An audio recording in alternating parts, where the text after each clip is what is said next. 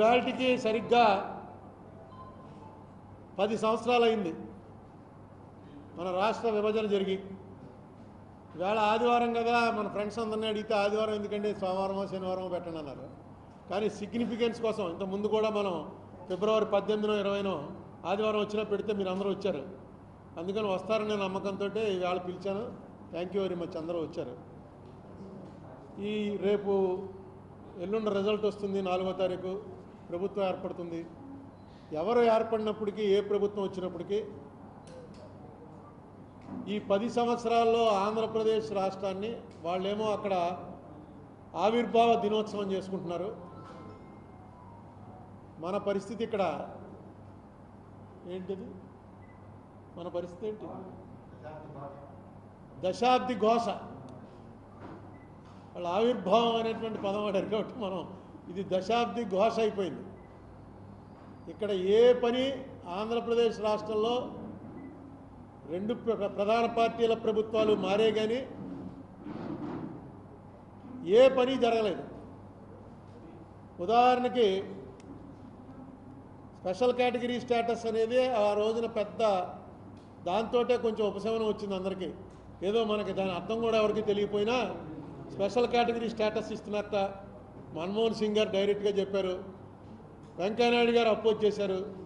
అంటే అర్థం ఏంటంటే కాంగ్రెస్ కాకుండా బీజేపీ రూలింగ్కి వచ్చినా 10 ఏళ్ళు ఇవ్వాలి, కానీ 5 ఏళ్ళు ఏంటని ఆయన గొడవ చేశాడు. మీకు అందరికి గుర్తుండే ఉంటుంది. 10 ఏళ్ళు ఇవ్వాలి, 5 ఏళ్ళు ఏంటంటే 5 ఏళ్ళు ఎందుకు సరిపోతుందని. గ్యారంటీగా స్పెషల్ కేటగిరీ స్టేటస్ ఏదో వస్తుందట అని అనుకున్నాం. సరే, దాన్ని తీసి పక్కన పెట్టారు. రిసోర్స్ గ్యాప్ అని మొత్తం డబ్బంతా హైదరాబాద్లో వస్తుంటే, హైదరాబాద్కి వెళ్ళిపోతుంటే ఆంధ్ర అంటూ రాష్ట్రాన్ని ఏర్పరిచి మేము ఎలా నడుపుతామండి, ఎలా నడుపుకోగలం? అంటే రిసోర్స్ గ్యాప్ ఏదైతే ఉందో ఫస్ట్ ఇయర్ అంటే 2014-15లో రిసోర్స్ గ్యాప్ ఏదైతే ఉందో అది కేంద్ర బడ్జెట్లో పెట్టి దాన్ని ఫుల్ఫిల్ చేస్తాం. అది యాక్ట్లోనే పెట్టారు. అయితే చంద్రబాబు నాయుడు గారి గవర్నమెంట్ రాగానే 32,625 కోట్లు 32,625 కోట్లు రిసోర్స్ గ్యాప్ ఉందని ఒక మొత్తం అన్ని రాసి ఎలా వచ్చిందో గ్యాప్, తెలంగాణ విడిపోయి హైదరాబాద్ వెళ్ళిపోవటం వల్ల మనకు ఆ గ్యాప్ ఎలా వచ్చిందో క్లియర్గా లెక్కలేసి చంద్రబాబు నాయుడు గారి గవర్నమెంట్ పంపించారు. పంపిస్తే ఇప్పటివరకు ఆ డబ్బులు ఫస్ట్ ఇయర్ ఇవ్వాల్సిన డబ్బుల్లో మనకి ఇప్పటివరకు అందింది 5,617 కోట్లు.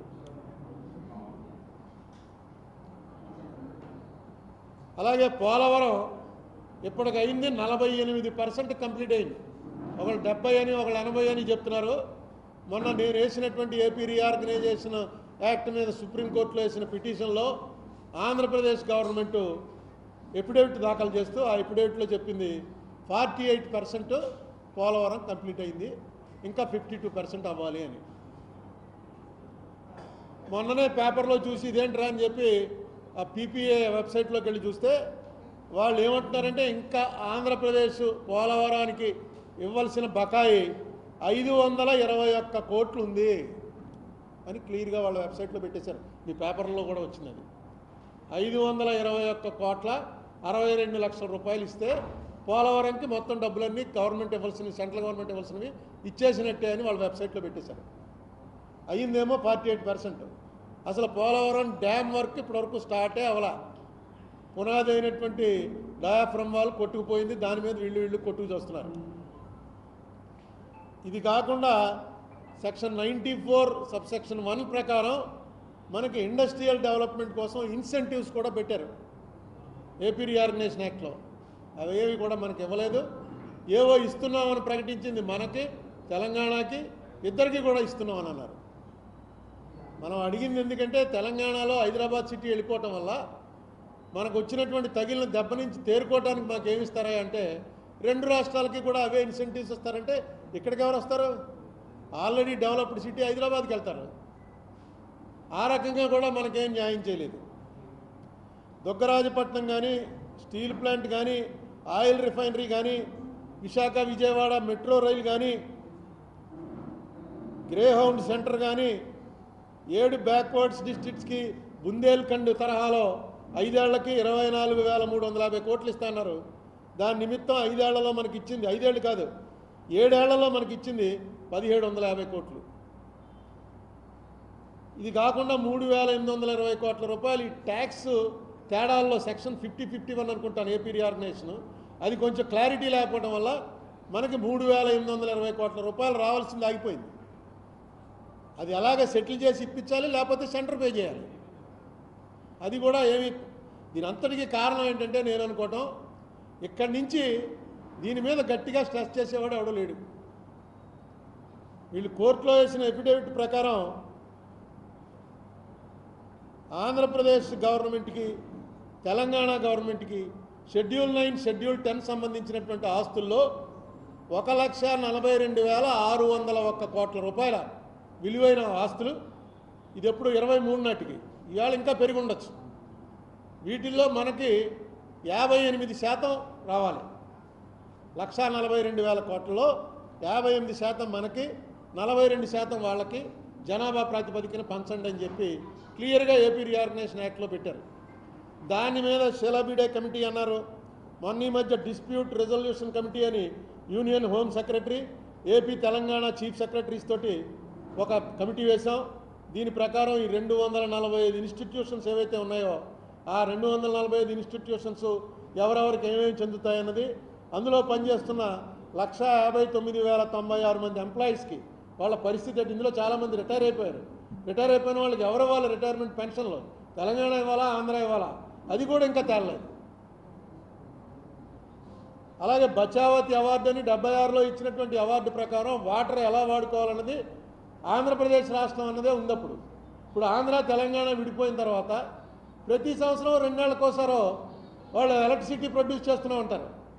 పవర్ ప్రొడక్షన్ అంటూ స్టార్ట్ అవగానే సముద్రంలోకి నీళ్ళు వెళ్ళిపోతాయి. ఆంధ్రాకేమో తాగునీరు, సాగునీరు అవసరాలను ఏవి పట్టించుకోకుండా తెలంగాణ గవర్నమెంట్ అనౌన్స్ చేసేస్తుంది, కరెంట్ కావాలి మాకు, కరెంట్ ప్రొడ్యూస్ చేస్తున్నామని. ఇది ఒకటి ఆనవాయితీ కింద అయిపోయింది. దీని మీద కూడా ఎలాగ ఎప్పుడు అసలు ఏంటంటే మనకు ఫండమెంటల్ రూల్ ఏంటంటే ఫస్ట్ ప్రయారిటీ తాగునీరు, పవర్ ప్రొడక్షన్ కాదు. డ్రింకింగ్ వాటర్ అనేది ఫస్ట్ ప్రయారిటీ. నాగార్జున సాగర్ దగ్గర అదే గొడవ, పులిచింతల దగ్గర అదే గొడవ, శ్రీశైలం దగ్గర అదే గొడవ. ఈ గొడవకి పరిష్కారం గట్టిగా అడగాలి. ఏదో వాళ్ళు గొడవ చేస్తున్నారు, మేము మిలిటరీని పంపాం, వాళ్ళు ఆర్మీని పంపారు, మేము స్పెషల్ పోలీసులు పంపాం, టీవీలో చూపించుకోవడానికి, పేపర్లో రావడానికి జరుగుతుంది తప్ప యాక్చువల్గా దీన్ని యాక్ట్ ప్రకారం ఎలాగ చేసుకోవాలి మనం అనేటువంటి ఆలోచన చేస్తున్నట్టు నాకేం కనపట్టలేదు. కమిటీలు వేయటమే కాకుండా కమిటీ ఏం పని చేస్తుంది అనే పర్యవేక్షణ కూడా ఉండాలి. 2019 వరకు తెలంగాణకి పవర్ డెఫిసిట్లో ఉంటే ఆంధ్ర సప్లై చేసింది, డైరెక్ట్గా అమ్మాం పవర్. 6,700 కోట్ల రూపాయలు పవర్ ఇప్పటికీ పెండింగ్. వాళ్ళు ఏమో అంటారు. ఈవేళ అక్కడ కాంగ్రెస్ గవర్నమెంట్ వచ్చింది, ఈ యాక్ట్ చేసింది కాంగ్రెస్ గవర్నమెంటు. రేవంత్ రెడ్డి గారు సీఎం అయ్యాడు, మొన్న ఏదో కమిటీ వేశారని పేపర్లో వచ్చింది. ఇది సరైనటువంటి సమయం. ఎందుకంటే కాంగ్రెస్ కానీ బీజేపీ కానీ నేషనల్ పార్టీస్ కాబట్టి రీజనల్ పార్టీలాగా కన్నా డిఫరెంట్గా ఆలోచిస్తాయి.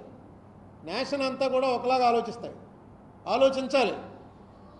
అలా ఆలోచిస్తుందనేటువంటి ఆశతోటే కాంగ్రెస్ రూలింగ్లో ఉండగానే రేవంత్ రెడ్డి గారు ఏదైతే ఇనిషియేటివ్ తీసుకున్నాడో దానికి వెంటనే ఇక్కడ ఉన్నటువంటి ప్రభుత్వం స్పందించి సరైనటువంటి వ్యక్తులు ఎవరైతే ఈ ఆంధ్రప్రదేశ్ గురించి తెలుసున్న వాళ్ళు ఉన్నారో, ఈ జరిగిన నష్టం గురించి ఒక అవగాహన ఉన్న వాళ్ళు ఉన్నారో వాళ్ళు ఎంటర్ అవ్వాలి. వాళ్ళని పెట్టి ఒక కమిటీ వేసి ఆ కమిటీ ద్వారా దానికి టైం బౌండ్ ప్రోగ్రాం పెట్టండి, ఒక 3 నెలల్లో మీరు ఇవ్వండి అని. చాలా కమిటీలు అయ్యాయి. షెలాబేడి కమిటీ అయితే పెద్ద రిపోర్ట్ ఇచ్చింది ఆవిడ. దాన్ని అమలు చేయాలంటే మళ్ళీ ప్రభుత్వాలు అమలు చేయాలి. ప్రభుత్వాలకి అధికారంలోకి రావటం, అధికారంలో కొనసాగడానికి ఏం చేయాలని అంతే తప్ప మనకి పక్కన ఇంత డైరెక్ట్గా డివిజన్ అయిపోయాం. డివిజన్లో మనకిష్టం లేని డివిజన్ అయిపోయాం. మనకిష్టం లేని డివిజన్లో మనకి ఏమీ లేకుండా చేశారు. ఏదో కళ్ళు నీళ్లు తొడవడానికి 4-5 అనౌన్స్ చేస్తే అవి తెచ్చుకోవడమే చాలా గొప్ప కార్యక్రమం అయిపోయింది. ఇప్పుడు 10 ఏళ్ళు పడుతుందండి పోలవరంకి. 10 ఏళ్ళు అయిపోయింది. ఎక్కడుందిరా అంటే పునాదులు కొట్టుకుపోయాయి అంటున్నారు. పునాదులు ఒకవేళ తేడా ఉంటే ఏంటి దీనికి రెమెడీ? ఏం చేయాలి? వరల్డ్ వైడ్గా చూస్తుంటే దీనికన్నా 10 రెట్లు పెద్ద పెద్దవి కట్టేస్తున్నారు. బ్యారేజీలు కడుతున్నారు, పెద్ద పెద్ద ప్రాజెక్టులు కడుతున్నారు. ఇంకా చాలా లోతులోకి వెళ్ళి కడుతున్నారు. ఇంకా చాలా బ్యాడ్ కండిషన్స్లో ఉన్నటువంటి చోట నీళ్ళల్లోకి వెళ్ళి ప్రాజెక్టులు కడుతున్నారు. మరి ఎందుకో మంది ఆ డయాఫ్రమ్ వాళ్ళు వరల్డ్లో పెద్దవాడిని పెట్టి వేయించారు. ఆ బావర్ కంపెనీ వాడు ప్రపంచంలో 3 కంపెనీలు ఉంటే ఆ 3 ఒకటి అతను వచ్చి వేసిన బావర్ కంపెనీ వాళ్ళు వేసిందే కొట్టుకుపోయిందన్నారు. కొట్టుకుపోవడానికి కారణం చంద్రబాబు జగన్మోహన్ రెడ్డి అనేది దెబ్బలాడుకుంటున్నారు. కానీ అక్కడ ఇంజనీర్లు ఎవరు? వీళ్ళు వెళ్ళి ఏమైనా దగ్గరుండి రోజు చూస్తారా? ఎవరు ఆ సలహాలు ఇచ్చారు? ఇంజనీరు ఎందుకు పోయింది? ఎవరిని అసలు కూడా టార్గెట్ చేసి పలానా వాడిని విక్టిమైజ్ చేయాలి, పట్టుకోవాలి, వాడిని పట్టుకుని నువ్వు తప్పు చేసావని చేయాలని ఉంది లేదు. జరిగిన దానికి వాళ్ళు కారణమా వీళ్ళు కారణమా పొలిటీషియన్స్ ఎవరు కారణం అనేది చెప్తున్నారు తప్ప ఎక్కడి నుంచి పోలవరం ప్రాజెక్ట్ అథారిటీ ఉంది, దానిపైన సిడబ్ల్యూసి ఉంది, దాని కింద ఆంధ్రప్రదేశ్ ఇరిగేషన్ డిపార్ట్మెంట్ ఉంది, దాని కింద కాంట్రాక్టర్ ఉంటాడు. ఇంతమంది చూసి చేసినటువంటి పని ఒక వరద వస్తే కొట్టుకుపోతే దానికి ఎవరిని బాధ్యులు చేయాలి? రాజకీయ నాయకుల్ని, చీఫ్ మినిస్టర్ని కాదు, టెక్నికల్గా ఎవరున్నారో వాళ్ళని చేయాలి. ఇప్పటివరకు ఆ ప్రసక్తే ఉండదు. ఇప్పుడు ఏంటో పోలవరం అని ఏమవుతుందో ఎవరికీ తెలియదు. అసలు అవుతుందా అవదా? అయితే ఎప్పటికవుతుంది? ఏ పద్ధతిలో అవుతుంది?